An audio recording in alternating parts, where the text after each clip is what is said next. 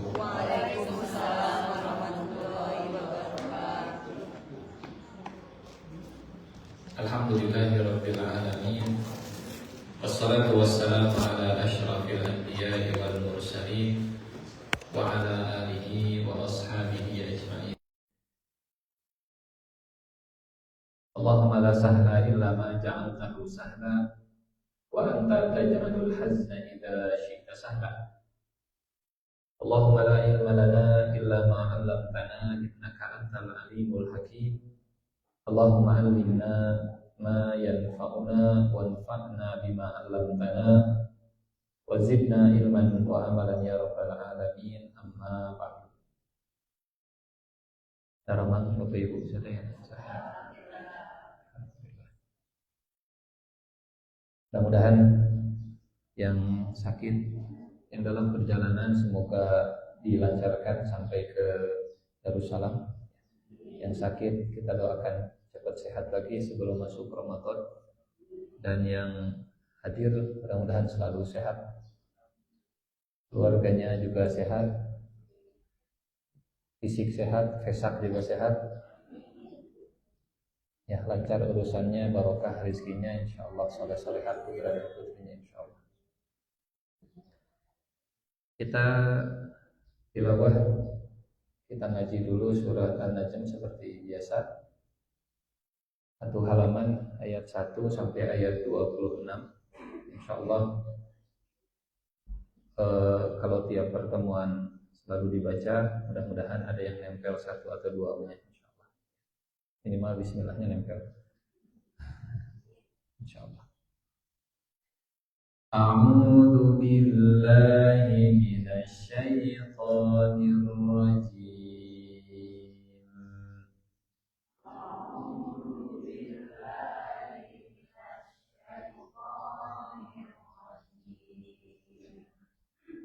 Bismillahirrahmanirrahim.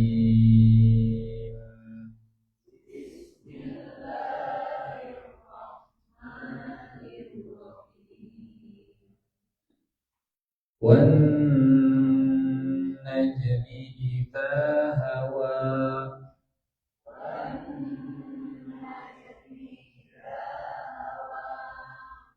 Ma qalla sahibukum wa ma qawa.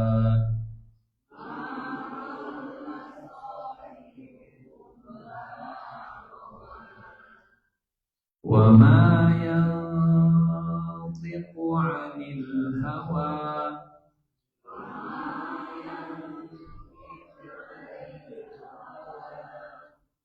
In huwa illa wahyu yuha.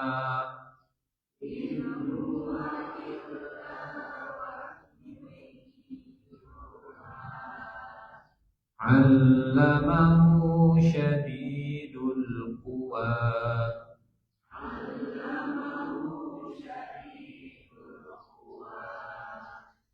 Dzu mirratin fastawa.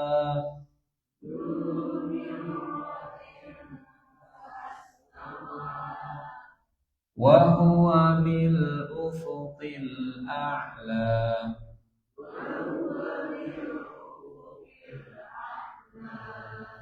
Thumma dana fatadalla.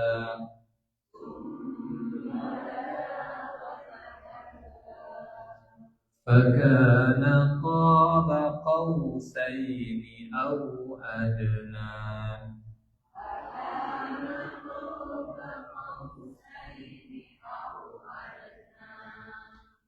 Fa'auha ila 'abdihi ma auha.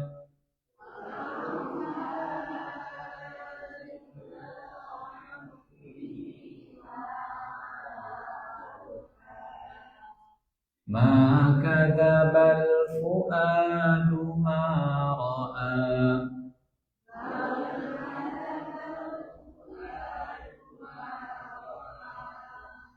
Afatumarunahu ala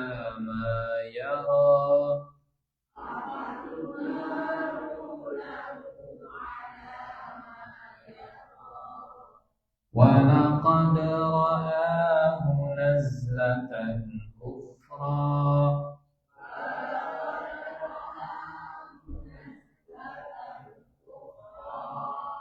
عند سدرة المنتهى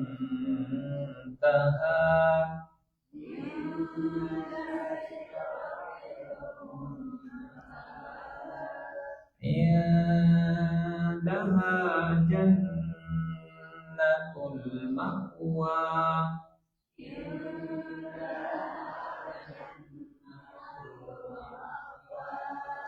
إذ يغشى السدرة ما يغشى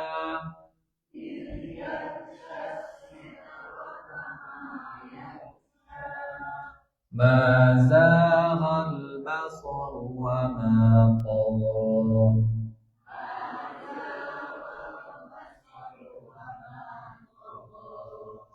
لقد رأى من آيات ربه الكبرى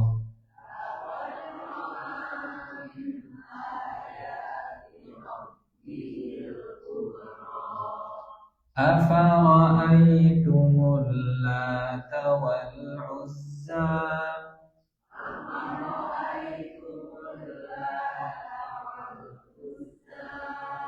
ومناة الثالثة الأخرى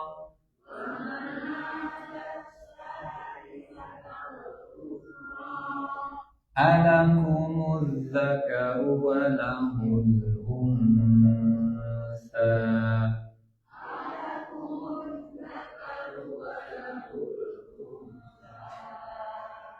تلك إذا قسمة ضيزى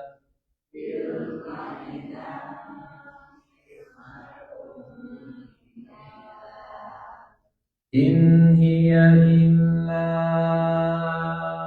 أسماء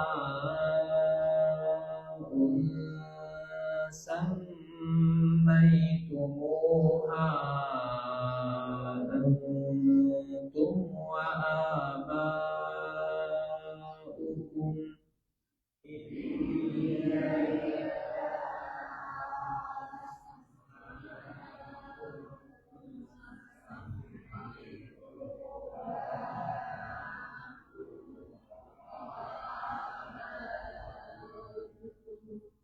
ما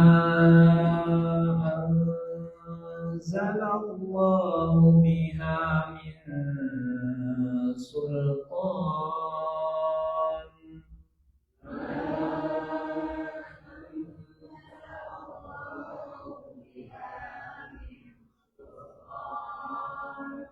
إن يتبعون إلا الظن وما تهوى الأنفس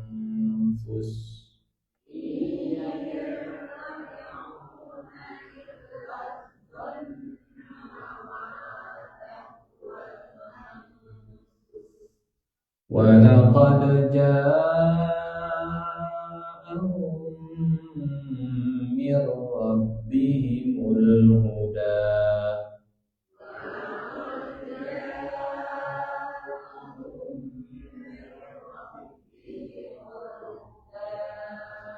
أم للإنسان ما تمنى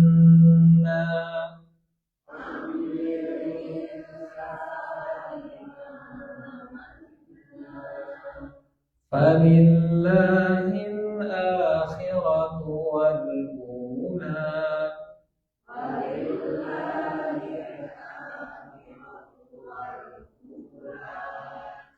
وكم من ملك في السماوات لا تغني شفاعتهم شيئا إلا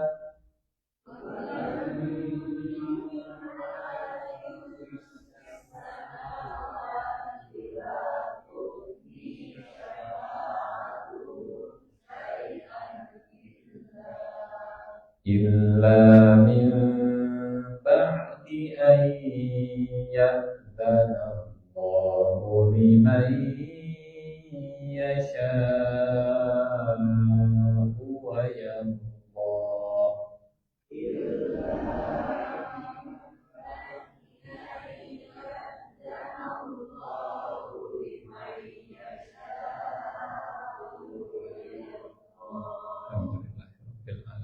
Mudah-mudahan menambah barokah, menambah pahala, menambah kebaikan dari setiap huruf yang kita baca dan menjadi syafaat di akhirat insyaallah. Bacalah Al-Quran, karena Al-Quran akan menjadi baca Al-Quran kita jadi syafaat. Yang lancar baca insyaallah dibersamai malaikat, yang terbata-bata insyaallah pahalanya 2 kali lipat. Terakhir kita sampai ayat ke berapa? 6? 10? 6?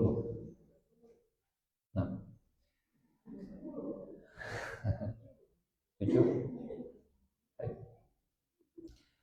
Bismillahirrahmanirrahim. In huwa illa wahyun yuha 'allamahu syadidul quwa dzu mirratin fastawa wa huwa bil ufuqil a'la. Tentang sifat malaikat Jibril saat menurunkan wahyu ke Rasulullah sallallahu alaihi wasallam. Dan Allah memberi sifat, menyebut gambaran Jibril. Kalau untuk Nabi Muhammad sallallahu alaihi wasallam, beliau langsung melihat Jibril dengan mata kepala sendiri. Maka surat dan ayat ini selain memang untuk Nabi menyampaikan ke umatnya, sifat-sifat ini mungkin lebih ke kita ya, karena kita tidak melihat Jibril, lebih ke umat Nabi yang tidak punya pengalaman langsung. Kalau buat Nabi langsung, beliau melihat sosok Jibril dengan mata kepalanya. Allah menggambarkan Jibril ini pertama allamahu, yang mengajarkan Rasul, punya kemampuan dalam mentransfer dan mengajar. Karena menyampaikan dengan mengajarkan 2 hal yang berbeda ya. Allamahu dari ta'lim, allama yu'allimu ta'lim. Jibril yang mengajarkannya, mengajarkan Al-Quran ke Nabi Muhammad sallallahu alaihi wasallam. Kemudian sifat berikutnya syadidul quwa, punya kekuatan yang sangat dahsyat. Punya 600 sayap yang satu sayapnya bisa menghancurkan satu kota, satu negeri. Syadidul quwa, dan yang menyebut kuatnya Allah yang maha kuat. Al-Qawi, Allah yang maha kuat, menyebut Jibril syadidul quwa. Kalau yang menyebut kuatnya orang lemah, ya biasa-biasa, belum tentu valid. Tapi yang menyebut kuatnya Allah subhanahu wa ta'ala, berarti ini serius, gak main-main. Gurunya Rasulullah SAW syadidul quwa, sangat kuat. Dan kekuatannya bukan hanya satu, tapi kuat. Pernah kita bahas ya. Al-quwa bentuk jamak, bentuk plural dari kata al-quwwah. Kalau cuma satu, quwwatun. Kalau 2, quwwatain, quwwatan. Kalau banyak, al-quwa. Jadi kuatnya bukan hanya satu sisi, tapi banyak. Berapa banyak? Ya, sebanyak sayapnya Jibril, minimal 600 kekuatan. Ada orang yang kuat di otaknya, tapi mungkin tidak kuat di emosinya. Cerdas intelektualnya, tapi kurang cerdas emosinya. Ada orang yang kuat emosionalnya, sensitif, empati, perasa, peduli, tapi diajak mikir ada ya perlu waktu, durasinya lebih panjang. Kasar-kasar tinggal bisa. Ada yang intelektualnya kuat, ada yang emosionalnya kuat, spiritualnya lemah. Cerdas luar biasa, empati luar biasa, tapi koneksi dan hubungan dengan Allahnya kurang baik. Hubungan dengan Allahnya agak berjarak. Ada yang bagus semuanya, kuat intelektualnya, kuat emosinya, kuat spiritualnya, fisiknya lemah, sakit-sakitan.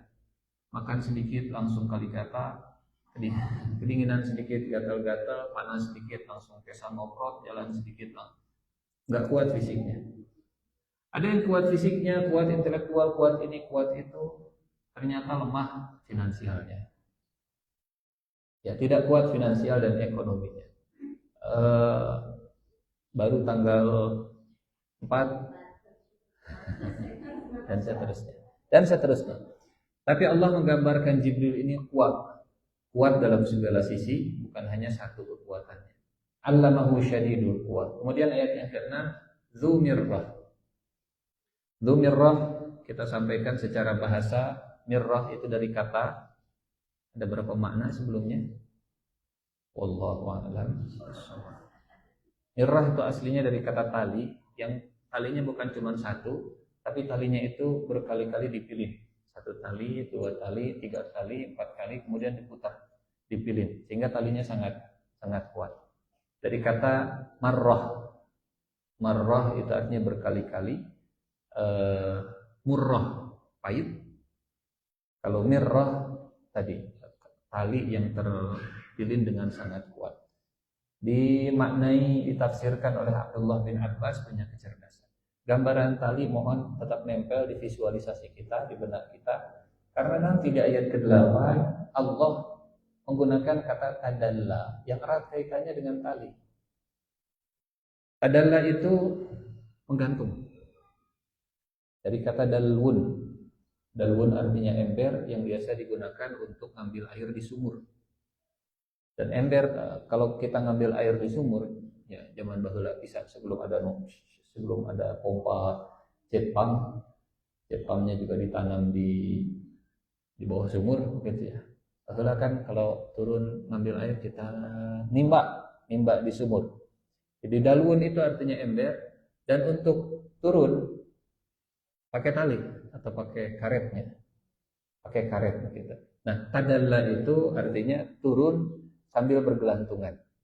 Pernah kita sampaikan makna ini? Masa sudah? Belum, sudah ya. Itu ada yang sudah ngangguk-ngangguk, alhamdulillah. Dzu mirratin artinya pemilik tali, dzu mirratin pemilik kecerdasan. Fastawa, kemudian Jibril menampakkan diri dalam rupanya yang asli. 2 kali Rasulullah SAW melihat Jibril dalam wujudnya yang asli. Pertama di dunia, yang kedua di Sidratul Muntaha. Di Sidratul Muntaha nanti di ayat ke-13 dan seterusnya. Di ayat ini sampai ayat ke-13 sampai ayat ke-12 saat Rasulullah SAW masih di bumi. Dzu mirratin yang memiliki akal yang cerdas, sudah kuat, ya, kuat begitu luar biasa dan cerdas. Dzu mirratin fastawa, kemudian menampakkan diri dalam rupa yang asli, wa huwa bil ufuqil a'la. Masuk ke ayat yang ke-7. Dan Jibril dan dia bil ufuq, di ufuk. Allah tidak menggunakan kata langit. Karena kalau langit seperti matahari ada di langit. Tapi kalau ufuk itu posisinya pertemuan antara langit dengan bumi, horizon, cakrawala, betul ya. Ufuk teh cakrawala kalau bahasa Indonesianya. Wa huwa bil ufuqil a'la. Dan Jibril nempel dari ufuk sampai ke tempat yang tinggi. Bapak Ibu pernah googling berapa ukuran matahari? Coba silahkan googling berapa kalinya bumi matahari itu. Ternyata kata Google, kama qala Syekh Google fi internetihi, matahari itu ukurannya 1.300.000 kali lipat ukuran bumi. Tapi kalau di langit kita melihat cuma segini, sebesar koin. Cuma segini. Padahal ukurannya 1,3 juta kali. Dan posisinya ada di langit, nempel di langit. Wahia fis sama. Tapi Jibril yang jauh lebih besar dari itu semua, posisinya mendekat ke Rasulullah. Tsummadan wa huwa bil ufuq. Dia adanya di cakrawala. Dan ufuknya namanya ufuk sekeliling. Namanya cakrawala bukan hanya di atas tapi sekeliling. Jadi ya bagi kita pandangan manusia itu melihat ke atas itu seperti melihat kubah. Memang imam kudu bari jalan-jalannya. Kalau di masjid mah cuma bisa membayangkan. Oke. Ayo atuh. Wah, bolis mah iraha. dari munggahan. Bayangkan kita ada di gunung, akhirnya mengebayangkan, ayo jalan-jalan teh. Bapak Ibu ada di gunung, untuk melihat ufuk itu berarti melihat sekeliling dari ujung kanan, dari depan ke kanan, ke belakang, kemudian ke atas. Bentuknya seperti kubah. Tolong ingat-ingat gambaran kubah ini, karena nanti Allah akan memberikan kita gambaran seperti apa posisi Nabi saat bertemu dengan Jibril. Bentuknya seperti panah, dan Nabi ada di tengah-tengah stringnya, apa string teh? Talinya, tali busurnya. Jadi ini langit,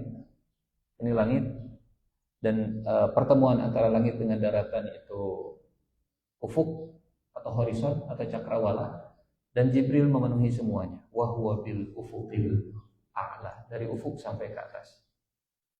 Ini kebesaran dan kemegahan Jibril yang memenuhi pandangan mata Rasulullah SAW di langit. Sebesar apa aslinya hanya Allah yang tahu. Allah yang tahu. Silahkan visualisasi.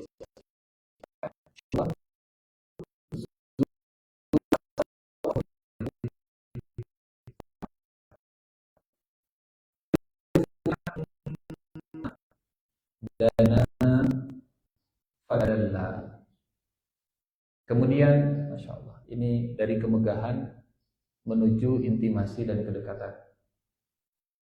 Punten, saat Jibril ada di ufuk yang tinggi, saat Jibril di ayat ke-7 berada di horizon dan cakrawala yang tinggi, sudah memenuhi langit. Apakah posisinya sudah dekat atau masih jauh? Belum mendekat. Karena mendekatnya ada di ayat ke-8. Kemudian dia mendekat lalu bertambah dekat lagi. Jadi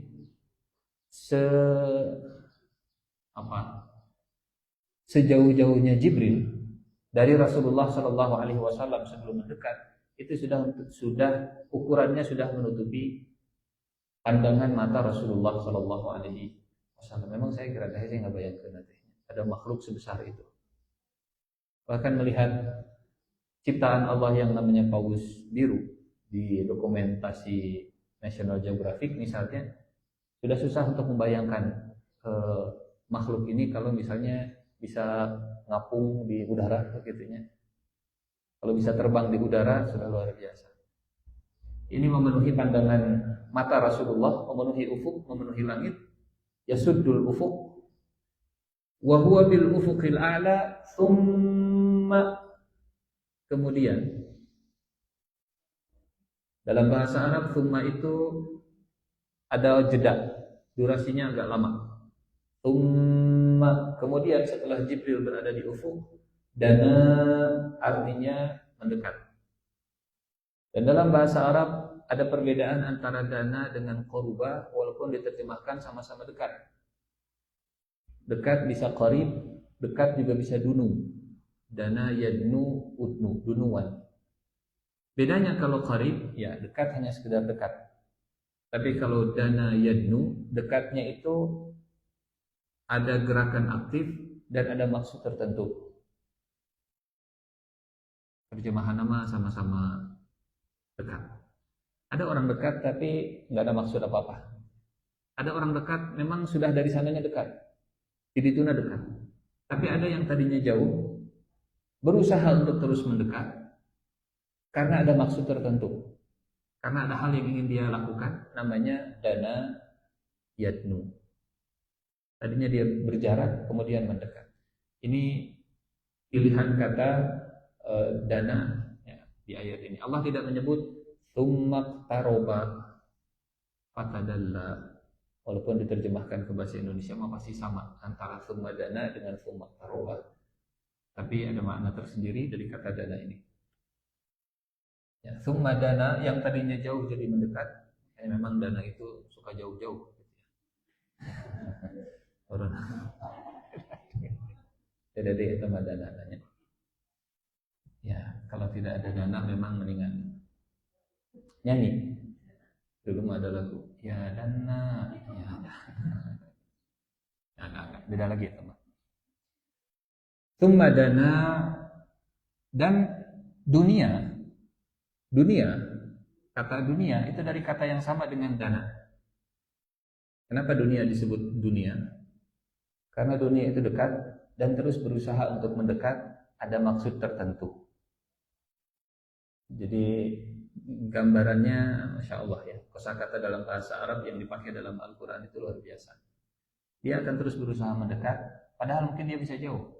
Dia terus mendekat, karena dia mau merayu, mau membujuk, mau entahlah ada apa gitu ya. Tsumma dana fatadalla. Dan ini kalau diterjemahkan, Bapak Ibu bisa lihat terjemahannya tidak ada perbedaannya. Mendekat lalu bertambah dekat. Padahal redaksinya berbeda, bukan tsumma dana fatadalla, tapi tsumma dana fatadalla. Tadalla itu dari kata dalwun. Di surat Al-Zariyat, surat yang sebelumnya pernah kita tadabburi, di ayat terakhir ada kata dalwun. Betul tidak? Ada kata dalwunnya. Zariyat surat ke 51. Kita belum ke Zariyat atau sudah? Tidak ada ya. Adanya dzanub, mithla dzanubi ashabihim fala yasta'jil. Baik. Fatadalla secara bahasa dari kata dalbun. Di kisah apa? Oh, maaf, bukan di kisah ini. Waktu Nabi Adam dibujuk, dirayu, digoda oleh iblis di surat Al-A'raf, Allah menggunakan kata yang mirip walaupun taknya hilang.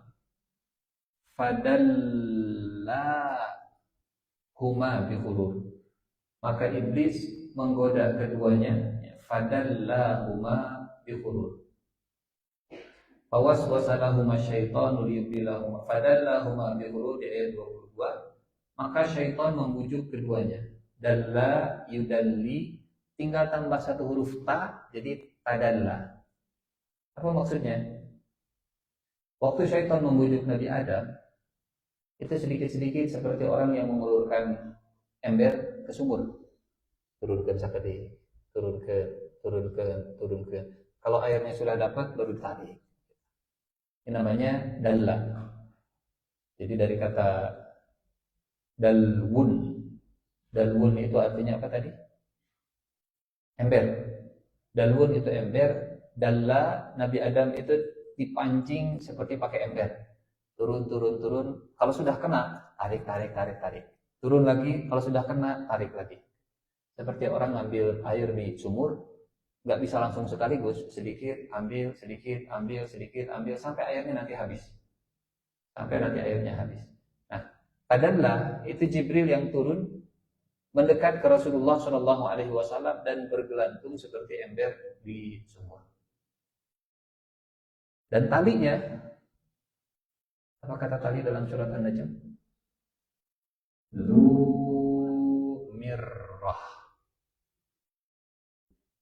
Jadi kalau hari ini Bapak Ibu, mungkin zaman dulu mah orang susah ya kalau untuk disebut lift. Konsep lift hari ini kita mudah lah untuk memahami konsep lift. Dia ada talinya ke atas, dikerek. Kalau mau turun, bebannya naik, ininya turun ke bawah.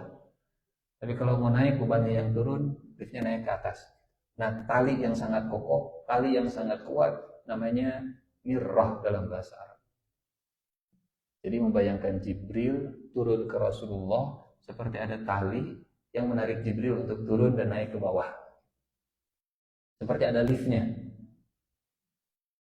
Dan ada surat di Al-Quran namanya surat Al-Ma'arij. Al-Ma'arij surat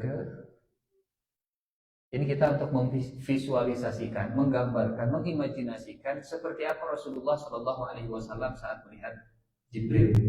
Jibril yang asli turun, kata Allah, Zumirrah, yang punya tali. Ada surat namanya surat Al-Ma'arij. Al-Ma'arij disebut Al-Ma'arij ayat ketiga. Minallahi dzil ma'arij. Yang datang dari Allah. Allah adalah pemilik tempat-tempat untuk naik. Isra dan Mi'raj. Apa jamaknya Mi'raj? Ma'arij. Surat Al-Ma'arij mengingatkan kita kepada peristiwa Mi'raj. Mi'raj, Ma'arij. Minallahi dzil ma'arij, yang datang dari Allah, Allah yang memiliki tempat-tempat untuk naik. Kemudian di ayat yang keempat, ta'rujul malaikatu war-ruhu ilaihi fi yaumin kana miqdaruhu khamsina alfasana. Malaikat-malaikat dan Jibril Mi'raj, ta'ruj. Aroja ya'ruju artinya naik. Naik menghadap Allah dalam satu hari yang kadarnya kalau diukur dengan ukuran manusia 50.000 tahun. Jadi ya, tempat naik ini mempersingkat waktu, mempercepat perjalanan Jibril dan para malaikat. Kalau di surat An-Najm tadi ada talinya. Bayangkan kalau seandainya kita naik Burj Khalifah. Ada yang sudah pernah naik Burj Khalifah tapi lewat tangga lah. Saya belum pernah, jadi teka bayang. Oke. Cuma membayangkan saja. Misalnya kita naik dapat hotel di Madinah di lantai 17, pakai tangga. Ini mah ilustrasi lah untuk pendekatan approachment-nya saja. Pakai tangga. Berapa perbandingan pakai tangga dengan pakai lift? Kalau pakai lift, digit 17, nanti tarinya naik, dan tidak ada yang berhenti di tengah-tengah, misalnya langsung. Paling seberapa nih? 1 menit nyampe. Tapi kalau pakai tangga, karena lantai itu sudah haheho, lantai 4, lantai 5, istirahat gila dan seterusnya. Kata Allah, kalau kalian lakukan tanpa pakai mi'raj ini, tanpa tempat-tempat untuk naik ini, maka kalian akan naik selama 50.000 tahun. Untuk menyederhanakan memahami ini, pakai lift dan tangga lah begitunya. Kalau pakai lift naik lantai 17, 1 menit nyampe. Kalau pakai tangga 10 menit baru nyampe. Candalesna, can capekna. Dan tempat untuk naik atau lift ini itu ditarik dengan Zumirrah, pemilik tali yang sangat kuat. Punten, makin tinggi hotelnya, pasti makin kokoh talinya. Harus makin kuat, karena kalau enggak, apalagi kalau bebannya makin berat. Apalagi kalau ini buat ngangkut troli, koper orang, makin gede liftnya, makin berat bebannya, pasti makin kuat talinya, kan begitunya. Bayangkan kalau yang naik itu adalah Jibril yang syadidul kuat, yang sangat kuat. Sekokoh apa talinya? Tali untuk lift, ini khusus lift untuk Jibril. Ini lift khusus untuk karyawan. Ini lift khusus untuk makanan. Ini lift khusus untuk apa kalau di hotel kan? Ini lift khusus untuk barang-barang gitu. Ini lift Mi'raj, tempat naik khusus untuk malaikat Jibril. Yang kalau diukur dengan ukuran manusia, khamsina alfasana. Jadi perjalanan Rasulullah dalam Isra dan Mi'raj, kalau dikonversi ke waktu manusia, naiknya saja 50.000 tahun. Pulangnya 100.000 tahun. Mekah, Palestina, ya sehari lah zaman sekarang begitu ya, sehari. Tapi usia Rasulullah SAW itu hanya 63 tahun. Dan beliau dalam peristiwa Isra dan Mi'raj diperjalankan kurang dari 1 malam saja. Padahal kata Allah, untuk naik itu butuh waktu 1 hari. Menghadap Tuhan dalam 1 hari yang kadarnya 50.000 tahun. Jadi saat Nabi dalam perjalanan Isra dan Mi'raj, ini liftnya lebih cepat daripada biasanya. Waktu tempuhnya lebih singkat dari biasanya. Bukan lagi 1 hari. ukurannya lebih gitu. Bahkan saat Nabi pulang, kasurnya masih dalam keadaan hangat. Gambaran luar biasa. Dumirroh di ayat sebelumnya masih bersambung dengan summadana fatadalla di ayat berikutnya. Dan pemaknaan seperti ini Bapak Ibu, memang kita butuh kembali ke bahasa asli. Kita butuh membuka kamus Arab, karena kalau hanya mengandalkan terjemahan, ya kita nggak dapat gitu. Kliknya itu nggak dapat. Apa hubungan antara zumirrah dengan ayat berikutnya? Summa dana fatadalla. Padahal Allah kalau menempatkan satu ayat dengan ayat berikutnya, itu akan sambung menyambung menjadi satu. Itulah Al-Qur'anul Karim. Summa dana, kemudian Jibril mendekat, fatadalla, dan bergantung. Fatadalla fakana, ayat 9. Maka jadilah Jibril, fakana qaba qausaini aw adna. Maka jadilah Jibril dekat pada Muhammad dengan Muhammad sallallahu alaihi wasallam sejarak 2 ujung busur panah atau lebih dekat lagi. Bapak Ibu yang Allah muliakan,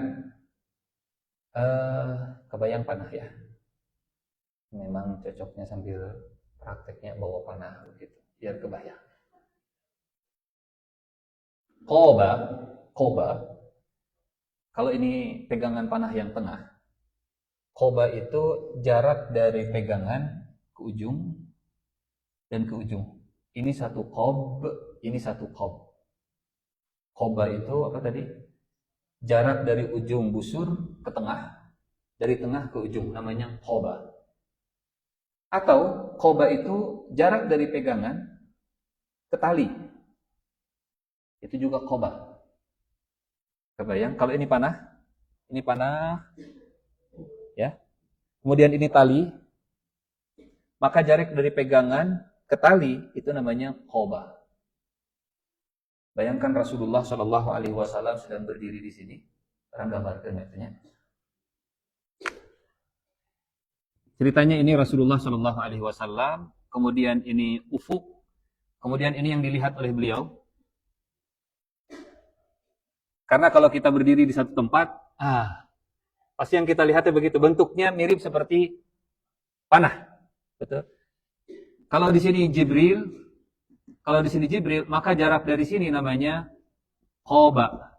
Jarak dari sini ke sini namanya juga qoba. Jarak dari sini ke sini juga namanya qoba. Jadi gambaran yang sangat visual sekali. Seperti apa dan bagaimana jarak Rasulullah Shallallahu Alaihi Wasallam saat bertemu dengan malaikat Jibril. Thumma dana fatadalla fakana qaba qausaini. Qoba tadi jaraknya, qausain 2 ujung busur panah, au adna, atau lebih dekat lagi. Adna tadi dari kata dana, adna, dunia, dunung, semuanya satu rumpun. Fakana qaba qausaini au adna. Kemudian Jibril lebih dekat lagi dengan Rasulullah Shallallahu Alaihi Wasallam, sedekat antara busur panah dengan talinya. Kira-kira berapa meter? Setengah meter kurang lebih. Biasanya kalau kita pegang busur panah itu setengah meter, sepanjang lengan lah, gitu ya. Sepanjang lengan, kurang lebih 1 zero. Setengah meter atau 50 cm. Fakana qaba qausaini aw adna, di ayat 10, fa'auha ila 'abdihi ma auha. Maka setelah Jibril sangat dekat dengan Rasulullah sallallahu alaihi wasallam, Jibril mewahyukan kepada hambanya, kepada hamba Allah, apa yang telah dia wahyukan. Pernah kita sampaikan apa arti wahyu ya? Wahyu komunikasi yang cepat dan rahasia, disebut wahyu. Komunikasi yang jabri, yang terenkripsi, yang tidak bisa didengar, nggak bisa disadar, nggak bisa diketahui oleh siapapun. Walaupun ada di tempat yang ramai dan Jibril datang, yang menerima pesan itu hanya Rasulullah Sallallahu Alaihi Wasallam. Mirip konsepnya, walaupun hakikatnya tentu beda. Mirip seperti orang Jabrian, walaupun di lapangan bola. Walaupun di masjid seperti ini jumlahnya ada 40 orang, tapi saat Jabrian nyampainya cuma ke orang yang kita tuju. Ini makna wahyu secara bahasa. Fa'auha ila 'abdihi. Maka yang menerima wahyu ini adalah hamba Allah. Bapak Ibu yang Allah muliakan, punten. Siapa hamba Allah yang dimaksud di ayat ini?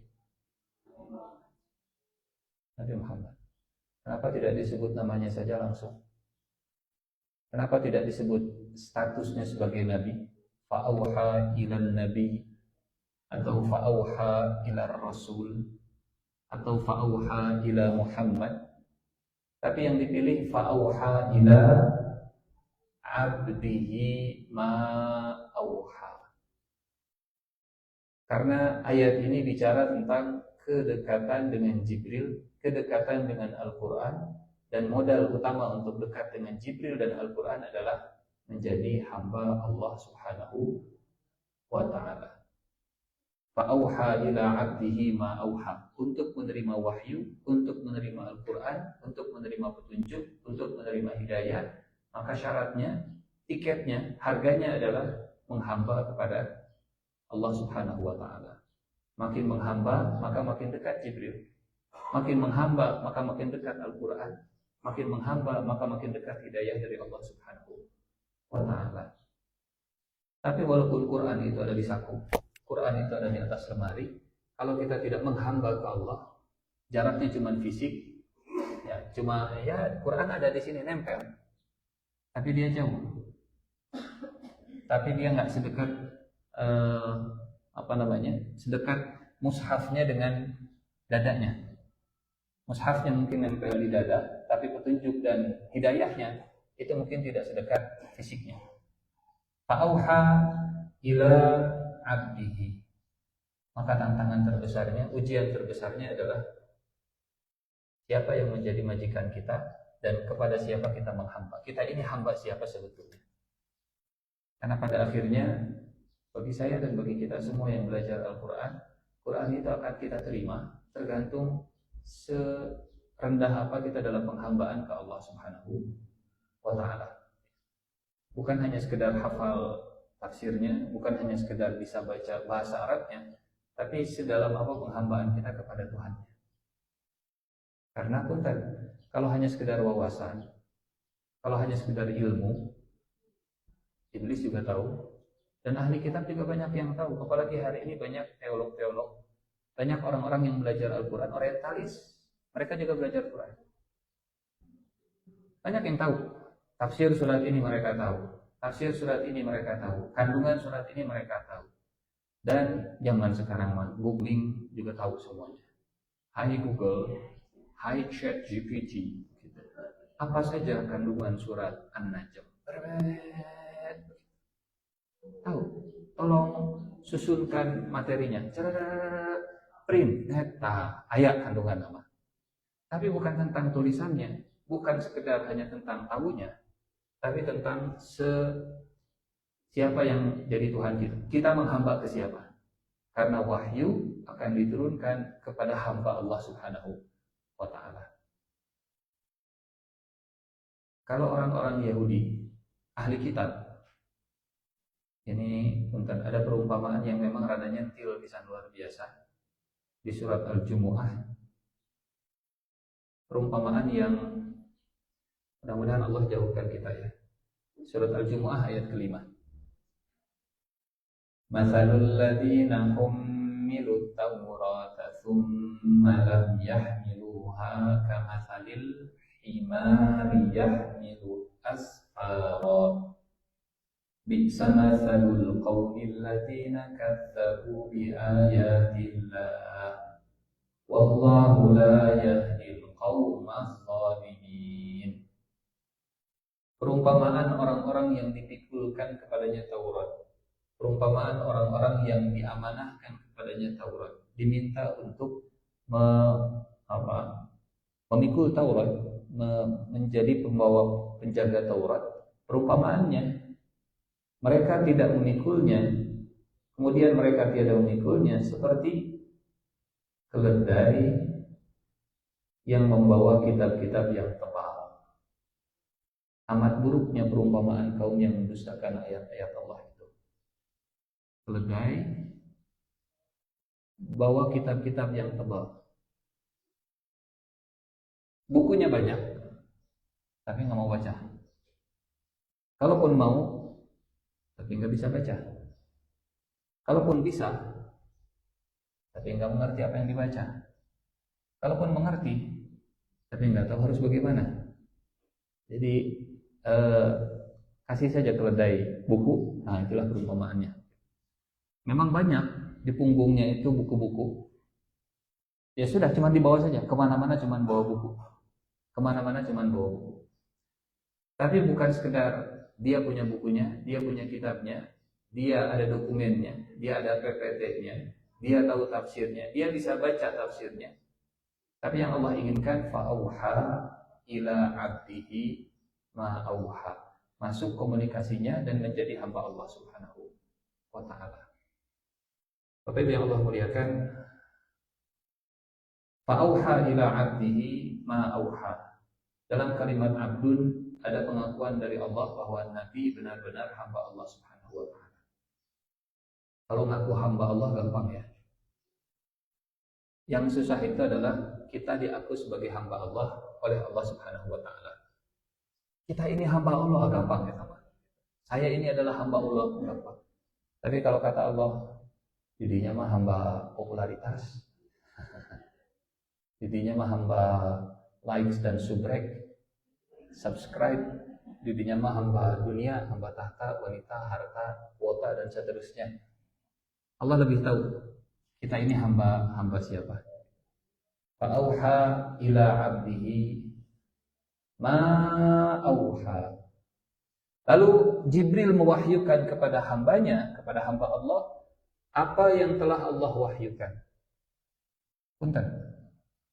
Ini redaksinya redaksinya unik, istimewa. Apa yang Jibril wahyukan ke Rasulullah, Bapak Ibu? Apa yang Allah wahyukan ke malaikat Jibril dan Jibril wahyukan ke Nabi Muhammad? Apa yang diwahyukan? Quran, betul. Tapi kenapa Allah tidak langsung clear menyebut fa'auha ila abdihi al-Quran misalnya? Kenapa pakai kalimat maka Jibril mewahyukan kepada hamba Allah apa yang dia wahyukan? Apa yang telah Allah wahyukan? Kenapa kalimatnya dibuat mubham? Kenapa kalimatnya dibuat jadi sesuatu yang misterius?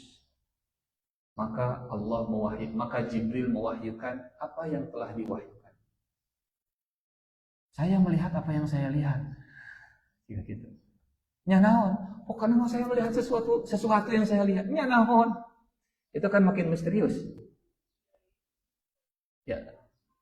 Saya mengerjakan apa yang sedang saya kerjakan. Nuju naon Pak Ustaz? Nuju tuang naon? Tuang menuju dituang we. Tiga gitu. Nuju naon? Nya nuju menuju di nuju diajar naon? Nuju diajar nya ieu nuju diajar pelajaran naon? Nya pelajaran yang belajar we. Kalimatnya adalah fa'auha ma'auha, mewahyukan apa yang diwahyukan. Nya naon? Nya pokoknya begitu. Dan ini secara retorika. Kalau secara makna insya Allah kita tahu yang diwahyukan adalah Quran. Tapi secara retorika saat Allah mengubah Quran jadi sesuatu yang diwahyukan, ada makna misterius di sana. Hingga maknanya seluas apapun pengetahuan kita tentang wahyu Allah Subhanahu wa ta'ala, wahyu Allah itu tetap misterius. Jangan pernah merasa puas setelah kita selesai dengan kajian An-Najm, saya tahu surat An-Najm acan. Walaupun sudah baca, saya baca lagi. Besok baca deh. Baca tafsir Ibnu Katsir, baca iya. Aya dewe nu baru teh. Ketemu bapak-bapak, ketemu ibu-ibu di majelis ini, aya deui nu baru teh. Nanti beda kajian, oh nya aya deui ieu teh nyambung deui. Sehingga Al-Qur'an diwahyukan kepada Nabi dan diceritakan ke kita dengan nada yang misterius. Karena Al-Qur'an selalu misterius. Semisterius apa isi lautan. Walaupun manusia sudah berhasil observasi satu tempat, tapi belum tentu semua samudra itu bisa diobservasi oleh manusia. Dan itu baru ciptaan Allah, bukan firman Allah. Untuk mengobservasi ciptaan Allah saja masih banyak misteriusnya. Pasangan kita teh sebenarnya sayang nggak sih si bapak teh? Mau ibu mampunya, masih kan misterius. Dan suaminya sudah ngerti, sayang lah. Belum juga ditanya sudah dijawab. Apa yang ada di pikiran, apa yang ada di benak manusia itu misteri. Padahal itu makhluk Allah Subhanahu wa Ta'ala. Bahkan penelitian tentang ciptaan Allah, tentang satu makhluk, tentang mata lah. Dokter kan spesialisnya makin lama makin berkembangnya. Pengen dapat satu huruf, eta naon? Huruf K. Konsultan. Kudu sabaraha tahun eta kuliahnya. Kuliah jadi dokter. Sebelum naon? Kalau sarjana kedokteran 4 tahun. Koas. 2 tahun koas baru dapat gelar DR. D kecil, R kecil. Dokter umum. Praktek. Hoyong spesialis seberapa tahun? 4 tahun. Dokter spesialis. Spesialisnya spesialis naon? Pilih salah satu dari anggota tubuh. Mau saraf, mau kepala, mau iya. THT. Engke teh spesialis teh seberapa tahun? Hoyong konsultan seberapa tahun deui? Itu teh masih misterius kata dokter. Masih misterius kene, gali lagi. Ini baru satu ciptaan Allah yang namanya manusia. Kalau ciptaan Allah masih misterius, bayangkan firman Allah dan lebih-lebih lagi yang berfirmannya Allah Subhanahu wa Ta'ala. Maka Allah membuat Al-Quran itu dengan bahasa yang lebih mubham, yang lebih umum. Maka Jibril mewahyukan kepada Rasulullah apa yang dia wahyukan. Fa'auha ila 'abdihi ma auha. Maka yang diterima oleh Rasulullah SAW itu utuh. Tapi yang kemudian nyampe ke para sahabat, apalagi nyampe ke kita, yang sempurna itu adalah Quran dan hadis Rasulullahnya. Yang banyak kekurangan itu adalah pemahaman manusia terhadap Qurannya. Jadi apa yang kita sampaikan, apa yang kita dapatkan, apa yang kita kaji di majelis-majelis seperti ini, jangan kemudian bikin kita jadi saya sudah tahu isinya. Masih kena sekian. Fa'auha ila 'abdihi ma auha. Maka Jibril mewahyukan kepada hambanya apa yang dia wahyukan. Lanjut ayat 11. Mudah-mudahan bisa tuntas sampai ayat 18 pertemuan kita. Ma kadzabal fuadu ma ra'a. Hatinya, hati siapa? Hati Rasulullah SAW tidak mendustakan. Ma kadzabal fuad, apa yang telah dilihatnya ma ra'a. Hati Nabi tidak mendustakan apa yang dilihatnya. Sekilas dari ayat 11 ini kita ada 2 penglihatan. Satu, apa yang dilihat oleh Nabi dengan mata, ma ra'a. Yang kedua, apa yang dilihat oleh hati Nabi, fuad, Ma kadzabal fuadu ma ra'a. Hati Nabi tidak mendustakan apa yang dilihat oleh Nabi. Karena kadang saat kita melihat, mata melihat sesuatu tapi hati masih tak percaya. Jika cair tapi yang itu mata melihat tapi hati mah tak percaya. Aneh sih itu mah fata morgana. Tapi dah si gaya cair, aneh sih orang fata morgana. Ohnya. Kalau Rasulullah Shallallahu Alaihi Wasallam saat melihat Jibril, hatinya tidak mendustakan apa yang dilihatnya. Ini real, ini nyata, bukan ilusi, bukan halusinasi, bukan khayalan, bukan tidur, bukan mimpi. Real. Ma kadzabal fuadu ma ra'a. Kalau orang mimpi, saya dapat sesuatu, untuk imam mimpi. Tapi ada duit, tapi ada. Orang lagi tidur, misalnya ke toilet gitu, dalam tidurnya. Nah, imam mimpi. Tapi basuh, tapi basuh. Hatinya tidak mendustakan apa yang dilihatnya. Ada yang dilihat oleh mata, didustakan oleh hati. Ada yang tidak dilihat oleh mata, tapi hatinya percaya. Misal, dia tidak melihat, tapi hati percaya. Saya tidak melihat api, tapi ada asap. Saya percaya, di bawah asapnya pasti ada apinya.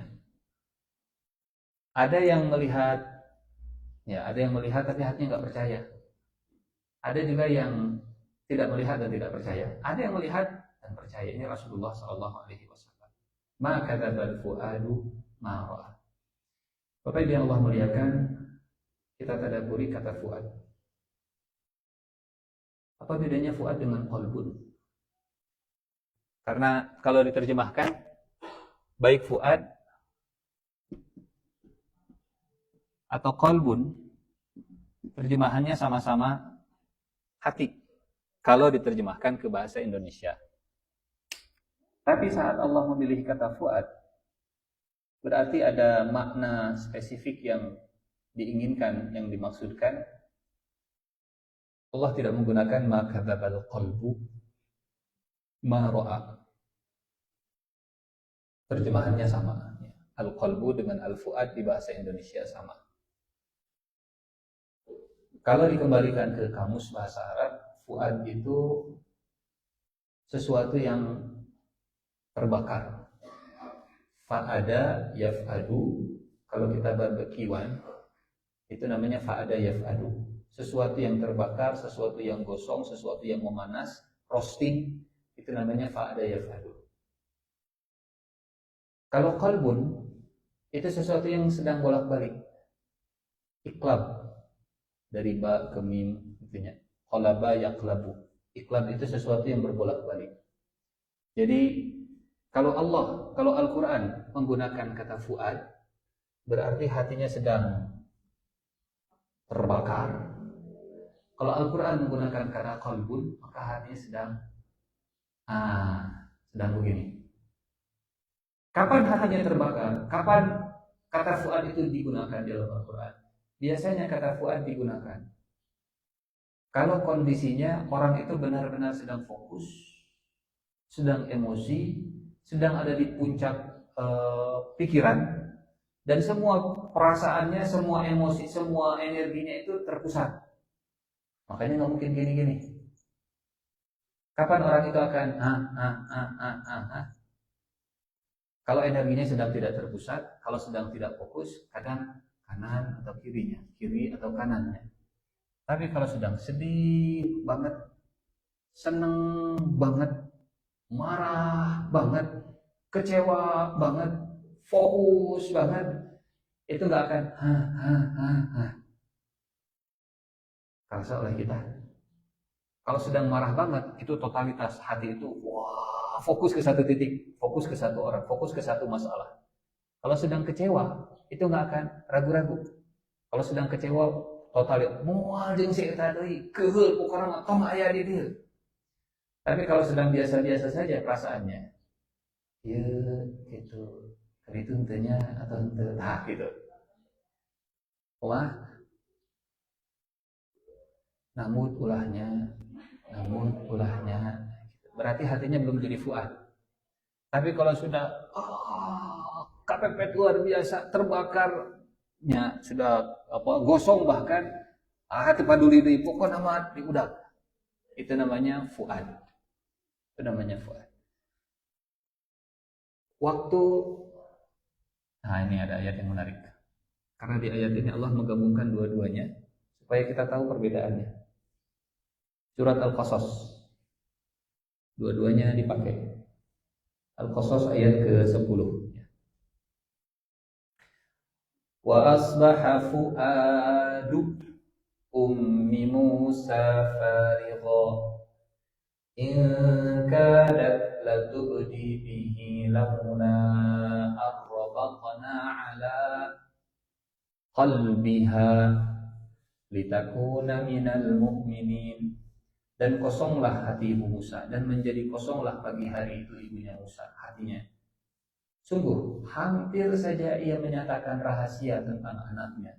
Hampir saja dia bikin status, anakku hati-hati di sungai Nil.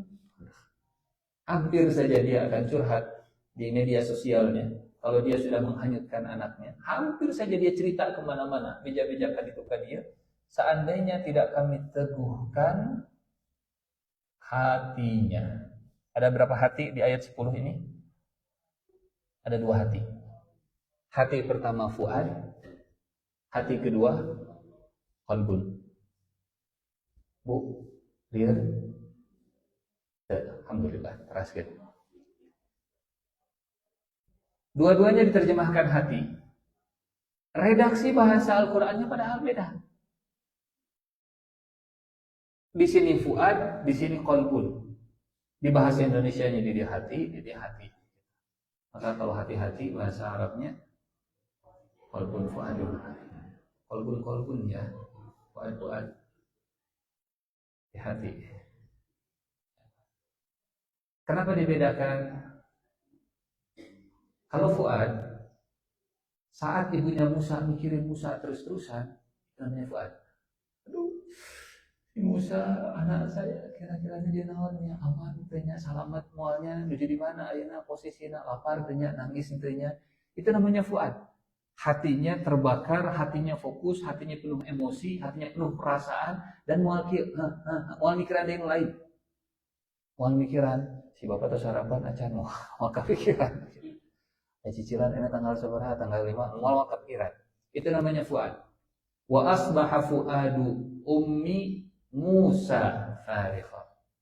Tapi kalau qalbun itu maka saat pelin-pelan, bingung, bolak-balik itu butuh diteguhkan, butuh dikuatkan. Allahumma ya muqallibal qulub sabbit qalbi ala. Kenapa bukan sabbit fuadi? Karena kalau fuad mah pasti fokus. Kalau fuad mah sudah totalitas. Kalau fuad mah hatinya on fire lah, itu fuad. Hatinya sedang on fire, hatinya itu sedang membara, hatinya itu sedang bergejolak, hatinya itu totalitas, itu namanya fuad. Tapi kalau bolak-balik, kita butuh diteguhkan. Ya muqallibal qulub sabbit qalbi ala dinik. Ya musarrifal qulub sarrif qalbi ala ta'atik. Ini fuad. Nah, clear kapan Allah menggunakan fuad, kapan Allah menggunakan qalb? Kapan bedanya kita pakai fuad dan qalbun? Terjemahannya boleh jadi sama, tapi pemaknaannya dan situasi kondisinya beda. Nah, sekarang begini. Bagaimana perasaan hati Nabi saat bertemu dengan Jibril, saat Jibril melihat, saat Jibril berubah jadi wujudnya yang asli, kembali ke wujudnya yang asli. Kira-kira hati Nabi bakal atau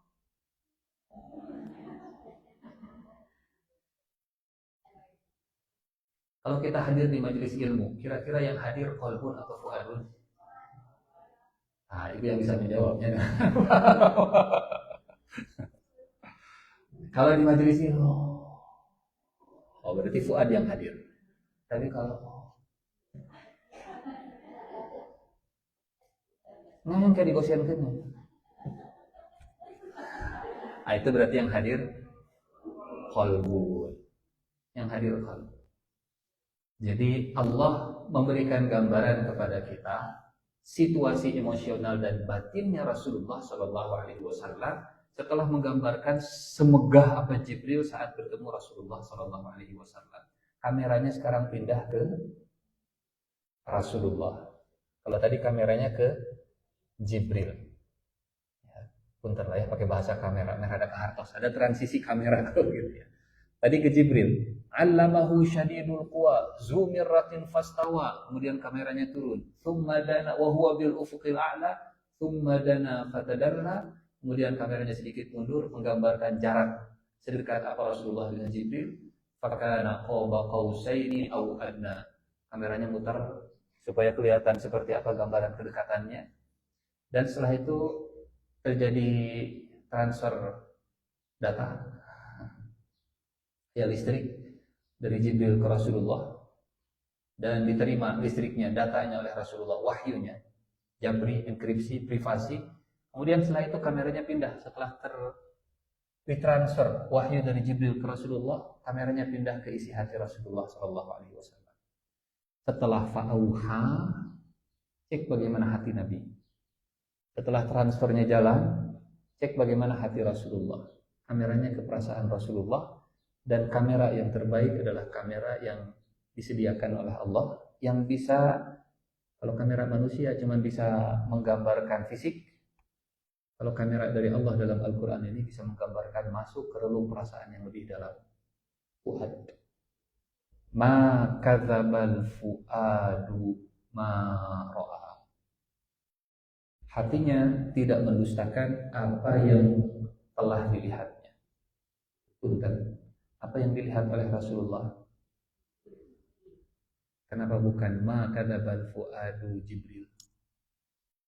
Dibuat semisterius mungkin apa yang dilihat oleh Rasulullah Sallallahu Alaihi Wasallam. Mungkin ada sesuatu yang sulit untuk digambarkan, ya, dengan bahasa yang ada di manusia. Ada hese, ya weh, punten. Bapak Ibu disuruh masuk ke lorong waktu, ya, pergi ke zaman Rasulullah Shallallahu Alaihi Wasallam. Kemudian tolong sampaikan, ceritakan ke Abu Jahal, Abu Lahab, bahwa nanti di tahun 2025 Rasulullah hidup di tahun 600-an, lahir tahun 571 Masehi. Jadi Nabi di usia 40 berarti 611-an. Bapak dan Ibu dari tahun 2026 masuk ke lorong waktu ke tahun 612, 13, 14, 15. Tolong sampaikan ke Abu Jahal, Abu Lahab dan kawan-kawannya bahwa di masa depan orang itu kalau mau komunikasi bisa japri. Cikumaha carana. Dan kalau mau transfer data itu tinggal colok pakai USB. Apa ngejelaskan kumaha. Dan buku-buku yang ada itu bisa masuk dalam flash disk. Flash disk ini Abu Jahal isinya 512 GB. Nah, gigabyte ya. Pokoknya mah di dalam flash disk namanya ya flash disk. Flash disk ini atau USB OTG, pokoknya kalau Abu Jahal punya handphone, saya punya handphone, tinggal ditempelkan, tak, nanti pakai Bluetooth, AirDrop, kalau di iPhone pakai AirDrop, tempelkan, nanti bisa pindah datanya. Kumaha cara pindahnya? Pokoknya mah gitulah. Jadi Bluetooth dengan Bluetoothnya ditempelkan, nanti pindah datanya. Tolong jelaskan kecanggihan teknologi 2025 ke orang yang hidup tahun 615 Masehi. Hese? Hingga cukup dengan fa'auha ila abdihi ma auha ma kadzabal fuadu ma ra'a. Hatinya tidak mendustakan apa yang dilihatnya. Boleh jadi yang dilihat oleh Rasulullah Shallallahu Alaihi Wasallam ada sesuatu yang lain. yang semuanya membuat Rasulullah faham. Karena bukan hanya sekedar transfer data, bukan hanya sekedar mengirimkan wahyu, tapi sampai Rasulullah ngerti.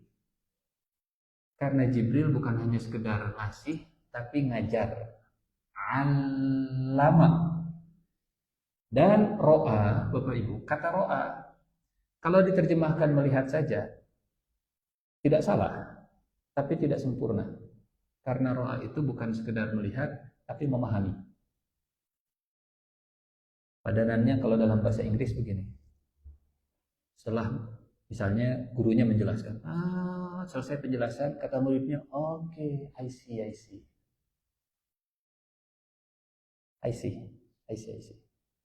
Clear? You know? Understand? I see. Do you understand? Yes, I stand under you.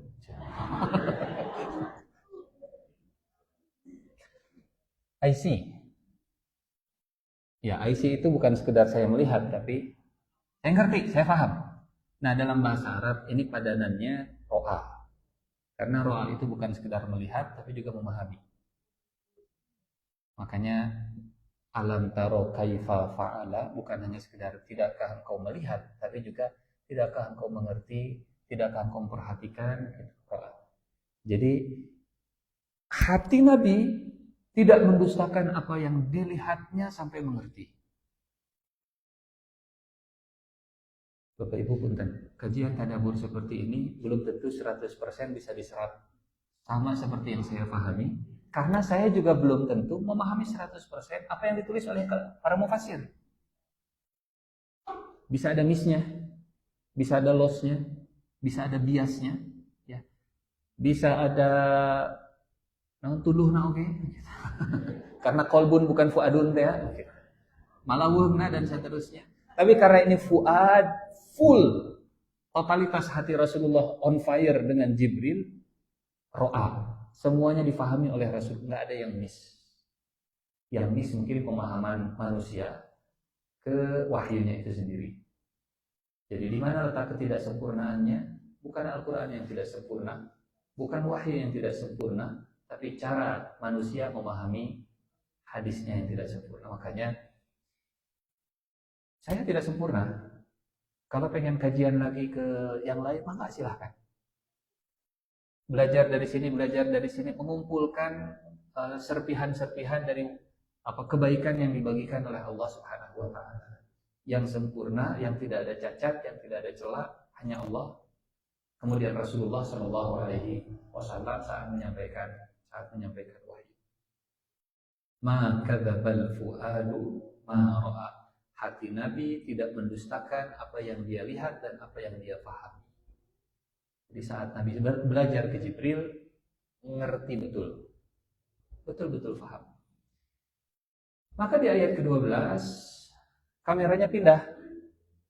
Kameranya geser.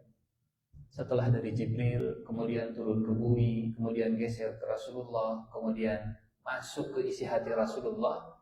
Sekarang kameranya menjauh dan gesernya ke orang-orang musyrik Makkah. Ayat ke-12. Afatumarunahu ala ma yara.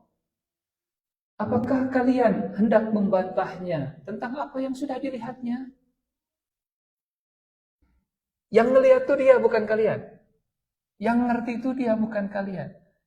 Jadi yang membela Rasulullah Shallallahu Alaihi Wasallam itu langsung Allah. Bapak Ibu punten, kalau kita sudah jadi saksi dan ada orang yang meragukan, kita akan nonte bela mati-matian. Saya melihat langsung Pak, kan begitunya. Abdi nu jadi saksi, nah oke. Saya melihat langsung dia tuh melakukan ini pakai mata kepala saya sendiri. Dan Rasulullah Shallallahu Alaihi Wasallam dibela langsung oleh Allah. Saat orang-orang musyrik Mekah meragukan, Muhammad mah paling ngelindur, Muhammad mah paling kaganggu jin, setan, Muhammad itu paling halusinasi, Muhammad itu paling mimpi, Muhammad macam-macam lah. Maka Allah menjelaskan hatinya tidak mendustakan apa yang dilihatnya, dan ini betul nyata dan jaraknya begitu dekat. Bapak Ibu punten, kalau jarak jauh itu mungkin nggak kedengeran. yang ini ngomongnya sudah jelas, tapi yang ini pendengarannya jadi kurang jelas. Maka kata Allah, Jibril dan Rasulullah itu dekat. Potensi bias dan salah dengarnya nggak ada. Atau mungkin sudah dekat, tapi malawung. Sudah dekat, sudah jelas, tapi malawung. Kata Allah, enggak. Hati Nabi itu sedang on fire. Mungkin tidak malawung, fokus, on fire. Tapi dengar hati. Ulang, naon? Entah benar pokoknya malah. Tidak roa, gitu, tidak IC, tidak paham. Mungkin Muhammad salah paham, maksudnya bukan begitu. Kata Allah, ma roa, apa yang dia pahami, apa yang dia lihat, apa yang dia mengerti. Jadi semua syubhat, semua kemungkinan orang-orang meragukan wahyu itu sudah ditutup oleh Allah Subhanahu wa taala. Mungkin yang mengajarkannya syaitan, bukan. Yang mengajarkannya Jibril yang sangat kuat. Mungkin yang mengajarkannya orang bodoh, bukan. Zumirrah yang sangat cerdas. Mungkin yang mengajarkannya orang jauh, bukan. Yang dekat dengan Rasulullah. Tsumma dana fatadalla. Mungkin yang mengajarkannya orang hina, bukan. Wa huwa bil ufuqil a'la, punya posisi yang tinggi kemudian mendekat. Semuanya di metode eliminasi gitu ya. Kalau Quran begini mustahil. Dan ini yang diragukan oleh orang-orang musyrik saat itu. Kalau sekarang atau kalau saat Rasulullah pindah ke mana? Pindah ke Madinah, keraguannya beda lagi. Keraguannya beda lagi. Insyaallah pada waktunya kita bahaslah. Afatumarunahu ala ma yara. Kita cukupkan di ayat 12 saja ya. Apakah kalian kaum musyrik hendak membantahnya tentang apa yang telah dilihatnya? Membantah dalam bahasa Arab, berbantah-bantahan, berdebat, berargumentasi itu punya banyak redaksi. Ada jidal,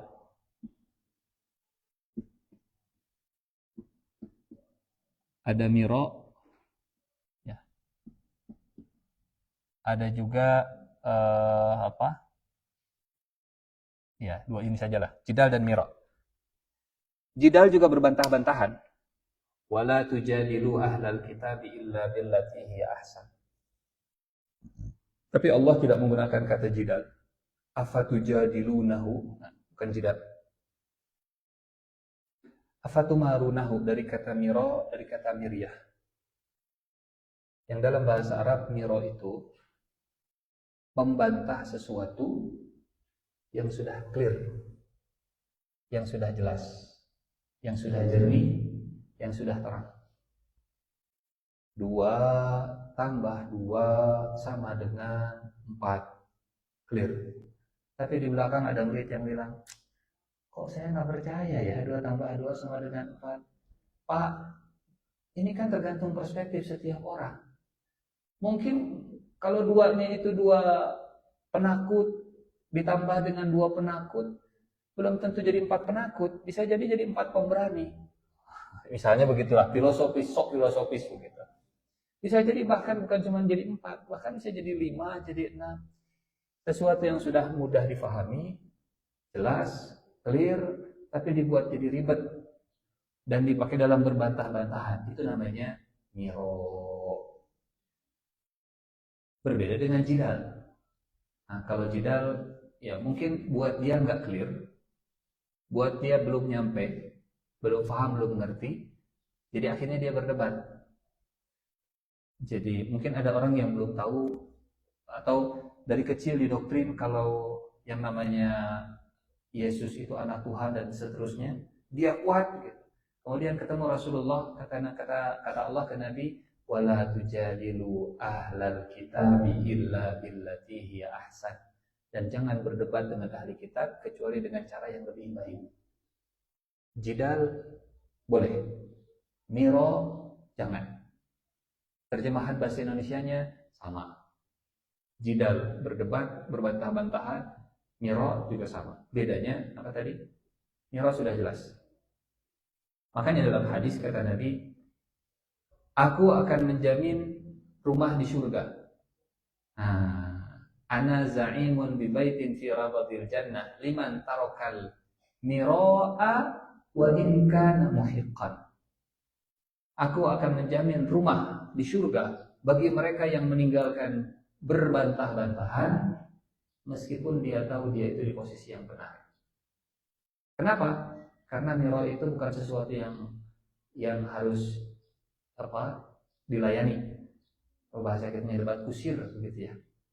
Debat kusir tujuannya bukan untuk mencari kebenaran, tapi tujuannya hanya untuk perdebatan saja. Kumaha carana meh pro dan kontra terus-terusan rame ayat begitu. Padahal sudah jelas. Tapi dibikin supaya semakin tidak jelas. Itu namanya mira. Hingga kata Allah, afatumarunahu. Apakah kalian ingin membuat sesuatu yang jelas jadi tidak jelas dan membantah Rasulullah yang melihat Jibril dengan jelas? Alama yaro, yang melihatnya dia, yang fahamnya dia. Afatumarunahu alama yaro. Jadi kadang yang paling berisik itu yang paling tidak mengerti, yang paling tidak tahu, yang tidak pernah melihat. Betul? Apakah kalian membantah Muhammad pada sesuatu yang dia tahu dan dia lihat dan dia mengerti? Dan mereka berisik, Muhammad mau bohong, Muhammad mau. Apa kalimat bantahan mereka, Bapak Ibu? Apa kalimat bantahan orang-orang musyrik ke Rasulullah Shallallahu Alaihi Wasallam? Kita balik lagi ke ayat yang kedua. Dhalla wa ghawa wa yantiqu anil hawa. Muhammad mah sesat. Itu bantahan mereka. Muhammad mah keliru. Muhammad mah ngomongnya dari hawa nafsu. Kata Allah, afatumarunahu alama yara. Sekali lagi ayat Al-Quran itu sambung menyambung menjadi satu. Memahami ayat ini tinggal cek ayat sebelumnya, pasti ada kaitan sebelum dengan setelahnya. Afatumarunahu ala ma yara. Selesai ayat 12, ini pertemuan Rasulullah dengan Jibril dalam wujudnya yang asli di kali pertama. Dan ayat berikutnya insya Allah pekan depan, ayat 13 sampai ayat ke-18, pertemuan Rasulullah dengan Jibril yang kedua kali saat Jibril memperlihatkan diri di wujudnya yang asli ke Rasulullah Shallallahu Alaihi Wasallam. Sebelum kita tutup, ada yang mau ditanyakan, didiskusikan?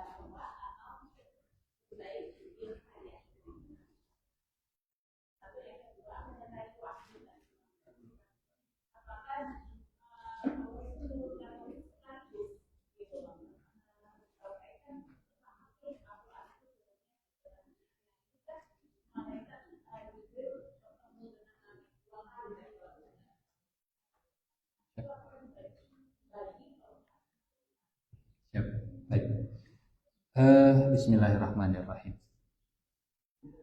Ini kita ceritanya bukan suami istri dulu ya. Ceritanya cerita Imam Syafi'i dan muridnya Imam Idris. Yunus, maaf. Muridnya namanya Yunus. Karena Imam Syafi'i namanya Muhammad bin Idris. Imam Syafi'i punya murid namanya Yunus. Kemudian saat sedang membahas satu permasalahan, debat sampai panas, masing-masing kuat megang pendapatnya sendiri. Dan setelah itu Yunus nggak pernah kelihatan lagi di majelisnya Imam Syafi'i. Punung pakai B-nya. Cuman kalau orang Sunda jadi idgom. Punung, D-nya hilang. Suatu hari Imam Syafi'i datang berkunjung ke rumahnya Yunus, muridnya. Assalamualaikum. Waalaikumsalam. Siapa? Muhammad. Kata Yunus, saya nggak pernah berpikir Muhammad yang ada di rumah adalah Imam Syafi'i. Muhammad mana? Akhirnya pas buka pintu, wah, geningan Muhammad bin Idris. Imam Syafi'i. Rada kikuk tah, rada kagok. Sampai akhirnya tamu ya dipersilahkan masuk, kemudian ngobrol. Kata Imam Syafi'i begini, wahai Yunus, kita memiliki banyak persamaan, walaupun kemarin kita banyak perbedaan. Jangan sampai satu perbedaan merusak banyak persamaan. Dan jangan sampai jembatan yang sudah kita bangun dengan banyak persamaan dirusak oleh satu perbedaan. Saya mengakui Anda benar. Imam Syafi'i kalimatnya begini. Pendapat saya itu benar, tapi mungkin mengandung kesalahan. Dan menurut saya pendapat Anda itu salah, tapi mungkin mengandung kebenaran. Jadi wahai Yunus, mari kita jalin hubungan yang sebelumnya sudah terjalin. Jangan hancurkan jembatan yang sudah kita bangun. Jadi walaupun ini bukan hubungan suami dan istri, tapi dari Imam Syafi'i kita belajar persamaan yang banyak jangan dirusak oleh satu perbedaan yang sedikit, gitu ya. Persamaan visi, persamaan tujuan, persamaan cita-cita, ikatan itu jauh lebih banyak. Jadi ya sudah. Belum tentu yang mengalah itu kalah, dan belum tentu yang ingin menang itu menang. Karena yang menang adalah yang bisa memenangkan hati orang. Yang kalah adalah yang berusaha untuk bisa selalu menang walaupun kehilangan orang. Ini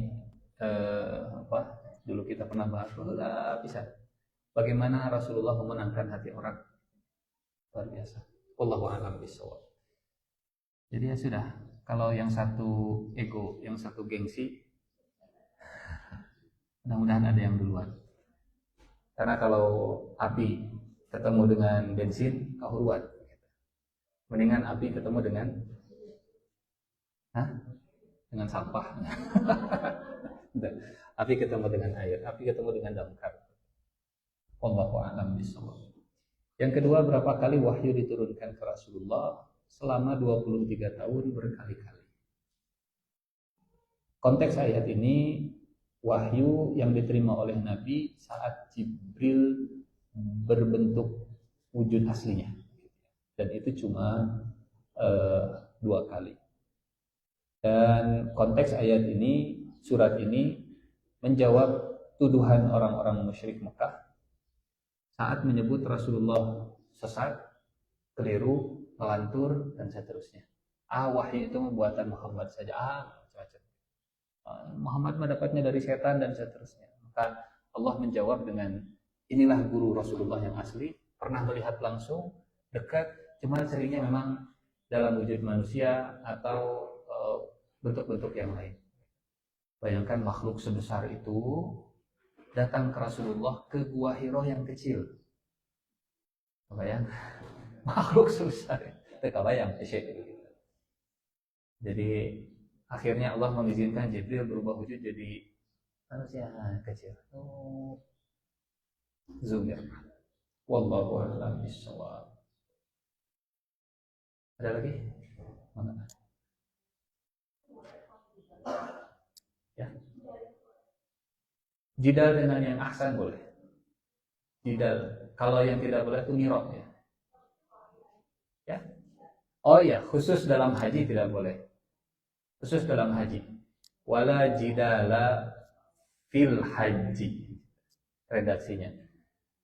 Al-hajju ashhurum ma'lumat, faman faradha fihinnal hajja fala rafath wala fusuq wala jidala fil haji. Ini konteksnya khusus dalam haji. Jadi kalau sedang hajian, sedang ihram, rafath itu nggak boleh. Tapi punten, apakah rafath selamanya tidak boleh? Enggak. Rafath itu saat sedang ihram tidak boleh. Tapi kalau sudah sedang tidak ihram, sudah tahallul, bahkan di malam Ramadan pun dihalalkan rafath di surat yang sama. Di surat yang sama. Di surat apa?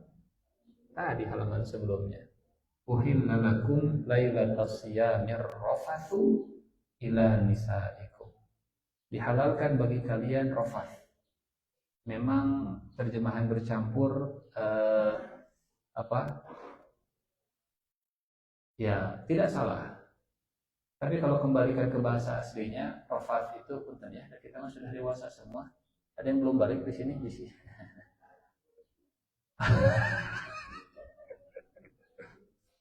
Usia parental guide dia gitu.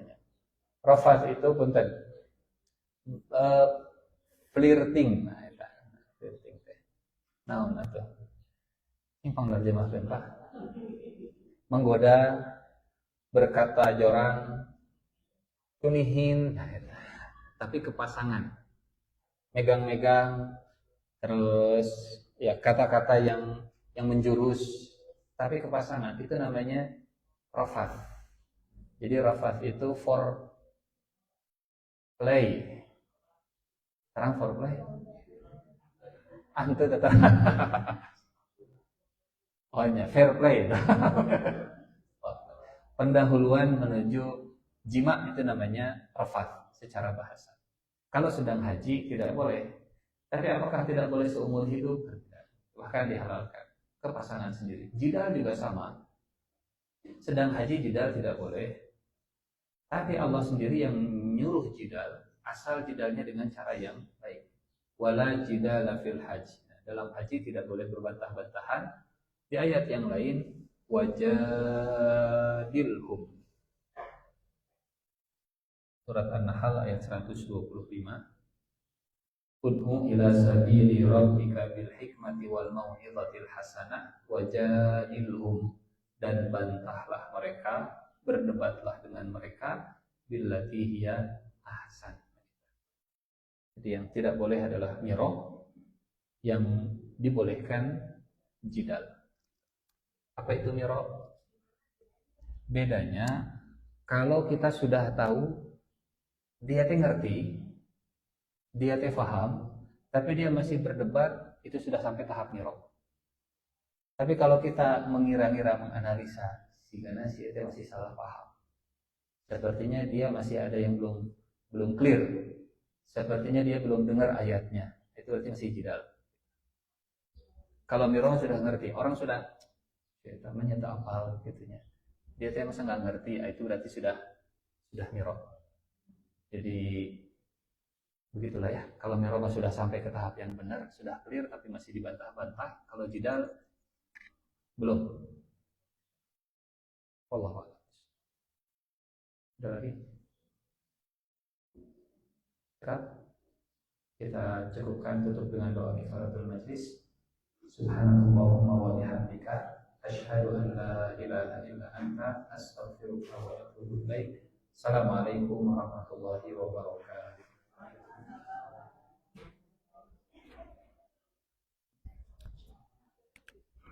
Ini nyala dua-duanya ya?